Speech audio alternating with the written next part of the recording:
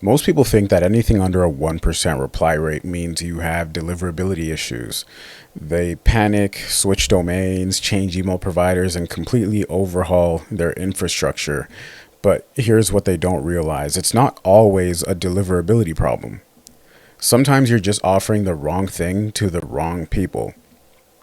In this video, I'm going to show you how we took our campaigns from 0.2% reply rates to 4.35% reply rates overnight. I'm also going to show you why your offer matters more than your deliverability for reply rates. We're going to talk about the reality about lead generation offers and why they're so saturated, the exact hierarchy of what affects your reply rates most, and the framework for systematically improving each element. Now, who am I and why am I qualified to even speak on this, even remotely? Well, my name is Pablo Malandu, and I currently run a B2B cold traffic marketing agency called Vintascale that sends over 40,000 cold emails a month for ourselves and our clients. Everything I talk about in these videos is from my own experience and what is currently working for us. Now, who is this for? This is for agency owners and B2B business owners doing cold email outreach who are frustrated with low reply rates and want to understand what's really causing the problem. First, let me show you the reality of different offers and their reply rates. Here's something most people don't understand about cold email reply rates. Different offers get dramatically different reply rates, and it has nothing to do with your deliverability. Lead generation offers are the most saturated offers out there. It's completely normal to see reply rates from 0.65% to 1.5% on lead gen campaigns. You can still work with these reply rates and scale successfully, but most people panic when they see sub 1% reply rates and they think something's broken. I know this because I've been there. Now, let me explain why lead generation is so saturated. I know this because founders and my clients tell me this themselves in our weekly meetings. They tell me they're getting bombarded with lead generation emails every single day. Things that say, we'll get you more leads, or emails that say, we'll fill your calendar with qualified prospects, or we'll 10x your pipeline. There are only so many different ways to make lead gen offers. Every agency is essentially promising the same outcome with slightly different positioning.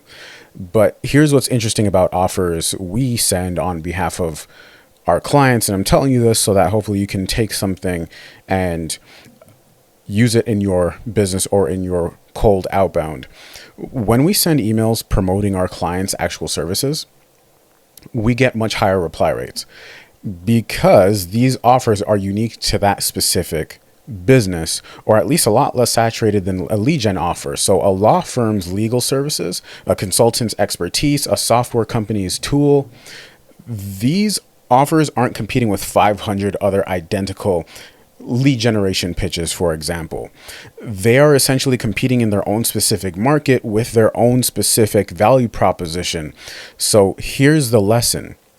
It's not as simple as saying, anything under 1% reply rate means you have deliverability issues. You have to consider what you're offering.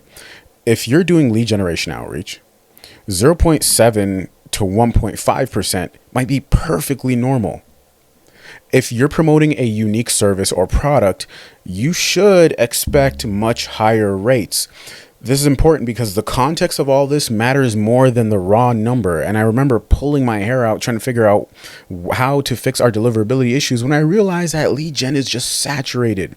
Now, let me show you the hierarchy of what actually affects your reply rates. What's most important? So most people focus on the wrong things when trying to improve their reply rates. They obsess over subject lines, email signatures, and sending times, things like that.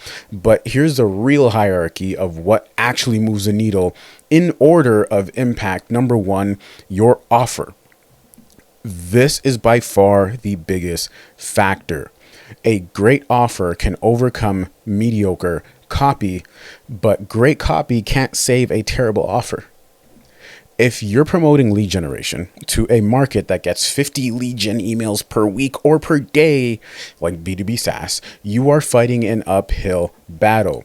if you're promoting something unique and valuable, you're starting with a massive advantage. And the only way to compensate for a really saturated offer is really just to send more emails if you can afford it, but not everybody can. Number two. So if number one was the offer, number two is your call to action. How you ask for the next step dramatically affects response rates. So something like interested in learning more will get different results than worth a quick chat. Something like open to a brief conversation performs differently than can we schedule 15 minutes. Your CTA sets the tone for the entire interaction. And by and large, the less invasive it is and the less demanding it is on the person. So something like open to learning more will perform better than something like, do you have 15 minutes to chat this week? Number three, your general copy structure.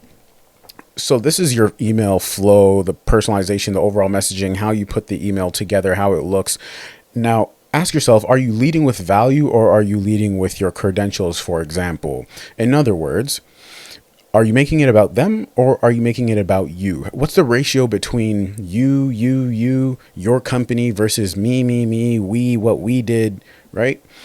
Also, is your email scannable and easy to read? Some things to think about. Number four, success multipliers.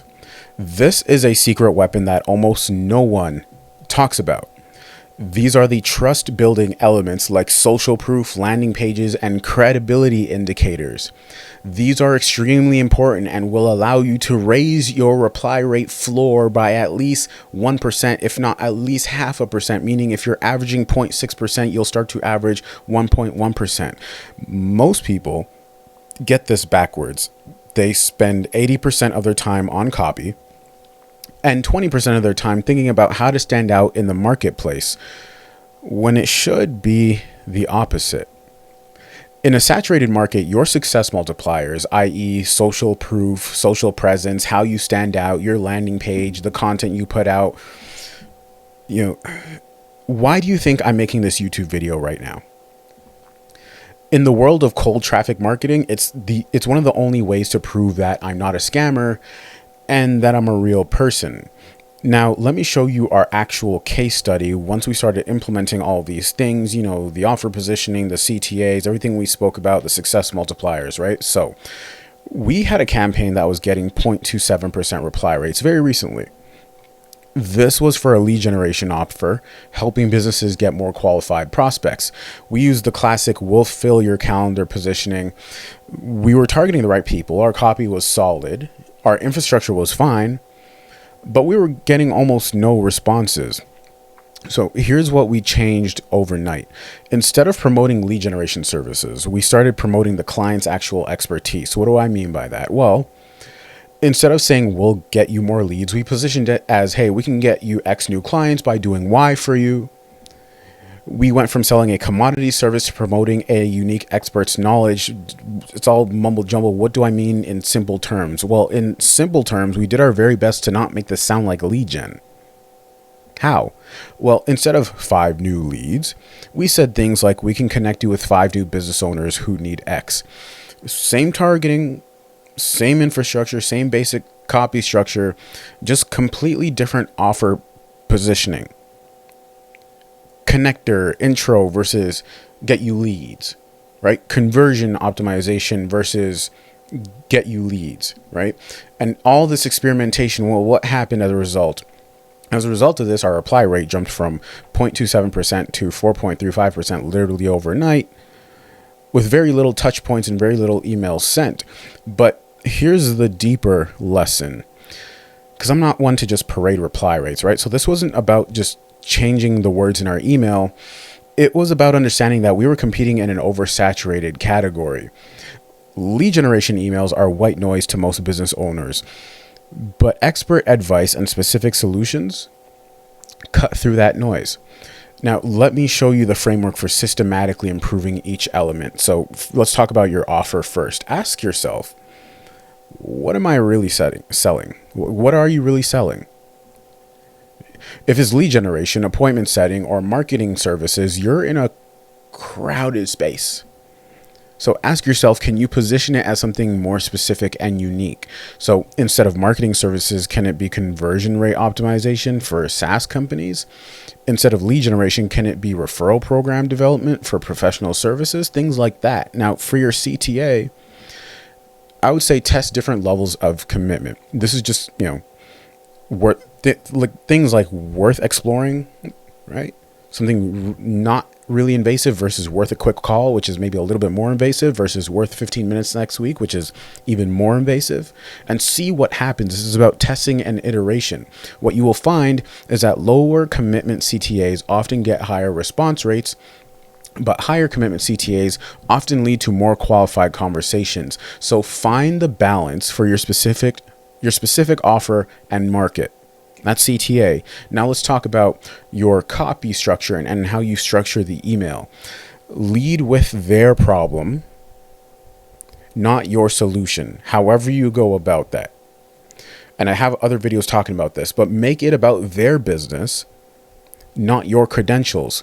Keep the email scannable with short paragraphs or short sentences and clear formatting, and then end it with a soft, low pressure CTA. That's the copy. Now let's talk about the success multipliers. Things like content, website, landing pages, so on and so forth. You need to add social proof that is relevant to their specific situation, especially if you're putting social proof in the email. So include a professional landing page. You should have a professional landing page, which is really easy to build in 2025. Include a professional landing page that builds credibility. If you don't have case studies from clients, you should be putting out internal case studies, kind of like this video right now. And I would always be doing both. Use personalization that shows you've researched their business when you are sending them the email. But remember, these success multipliers, they enhance a good offer, but they don't fix a bad one. Now, that's rather straightforward. Let me address the deliverability myth. So yes, deliverability issues can cause low reply rates. If your emails are going to spam, you'll see low engagement across the board. But if your emails are reaching the inbox and you're getting low reply rates, the problem is usually your message or your offer, not your infrastructure.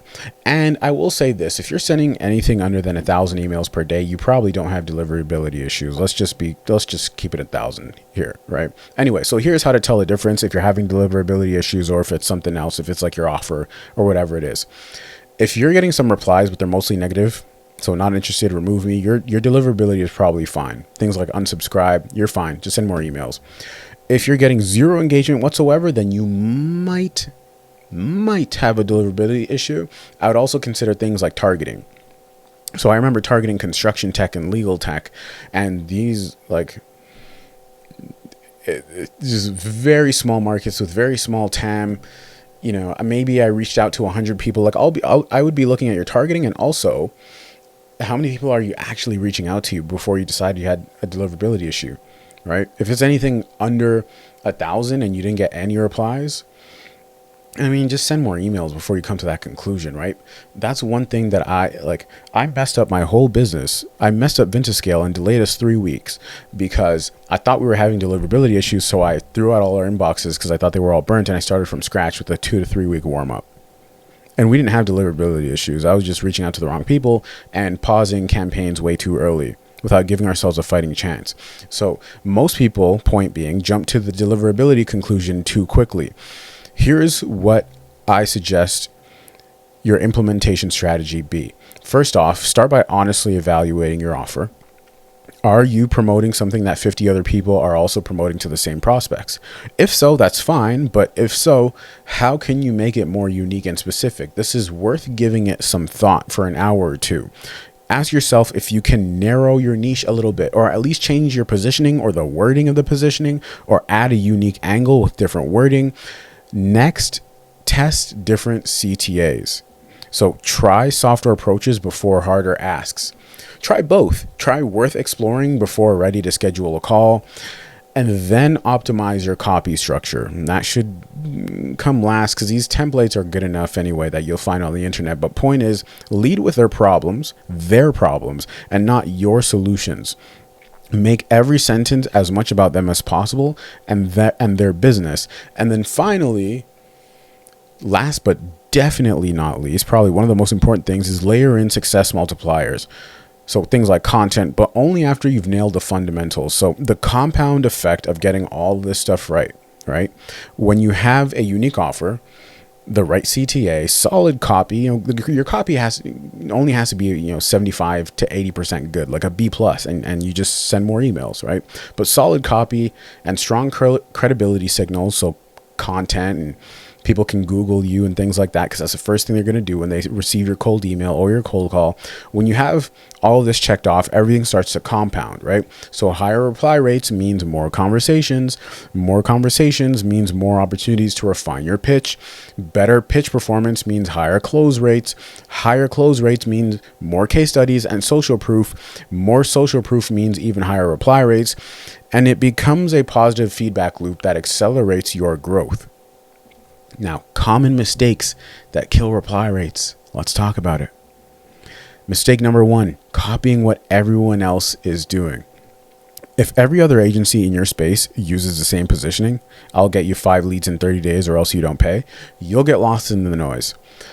Find a unique angle, take a couple hours, research this, use ChatGPT if you have to, and find a unique angle or go deeper into a specific sub-niche. Most people settle for getting lost in the sea of lead gen, for example, because they just don't care to put enough effort in. Mistake number 2, lead with your credentials instead of their problems. So leading with your credentials instead of their problems and their situation. So nobody cares. I promise you, nobody cares that you are that you're award winning or you have 10 years of experience. They care about their problems and how you can solve them. I'll just plant that seed in your head and let you think about that however you do. Mistake number 3 is making the CTA too aggressive. So things like ready to 10x your revenue, whatever it might be, like that sounds like a scam, right? Worth exploring how this might apply to your situation sounds at least reasonable, or things like open to learning more. Don't try and reinvent the wheel here. You can just look up CTAs that are actually working. I believe I have a video on this. If not, I'll put one out soon, but there are tons of other people talking about good CTAs that work. Just go look it up. Mistake number 4 is focusing on deliverability when the real issue is your offer. You change your offer, you change everything. Get your offer right and everything else will fall into place, I promise you. If you're getting replies but they're negative, your deliverability is fine. At least you're getting replies.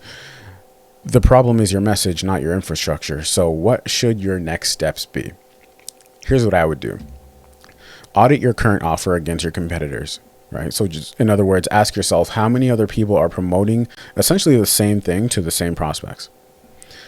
If it's more than, a 10 or a dozen, which 99% of cases it is, you need a more unique angle.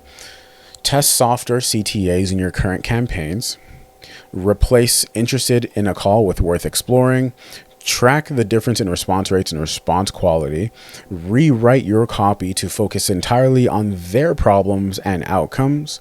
Remove any sentences that are about you, your company, or your process unless it's social proof. Make every word about them and their business, at least where applicable. And then only then start layering in additional credibility signals and trust builders and things like that. But the bottom line is, if you take anything away from this video, it's that reply rates aren't just about deliverability. They are about standing out in a crowded inbox with something actually worth responding to. A unique offer will outperform deliverability every single time. Most people are trying to optimize the wrong variables. So instead of fighting for a slightly higher open rate or fight for a dramatically more compelling offer, things like that. So full transparency, right? The reason I was able to increase reply rates overnight was because of relentless testing, offer changes, and experience, and just understanding that if I'm pitching a lead generation offer, for example, especially if I'm pitching it as lead gen, my reply rate, I should expect it to be between 0.6 to maybe 1.3%. That's normal. Like reevaluating what we see as normal is super important, and just understanding that it's not a deliverability issue. It's just lead gen, right? Now to recap. So far in this video, we have covered why different offers get dramatically different reply rates regardless of deliverability. We've covered how lead generation offers are oversaturated and it's normal to see 0.65 to 1.5% reply rates. We've covered the real hierarchy of what actually affects your reply rates. So your offer, then CTA, then copy structure, then success multipliers. We went over our case study going from 0.27% to 4.35% reply rates by just changing our offering positioning overnight, and then the framework for systematically improving each of those elements. Now, if you have a question on anything we covered in this video, just leave a comment and I promise you I will get back to you. If you run a B2B agency or B2B business doing at least $30,000 a month in monthly recurring revenue, and you would like us to help you get clients from cold traffic or run your cold email for you, the link is in the description below to schedule a call with myself. And last but not least, a freebie. If you'd like access to my entire cold email / cold traffic marketing blueprint for free, the link is in the description too. It'll take you to the Google form. Just fill out the Google form so that I can email it directly to you in your inbox. Other than that, see you guys in the next video. I'm out. Peace.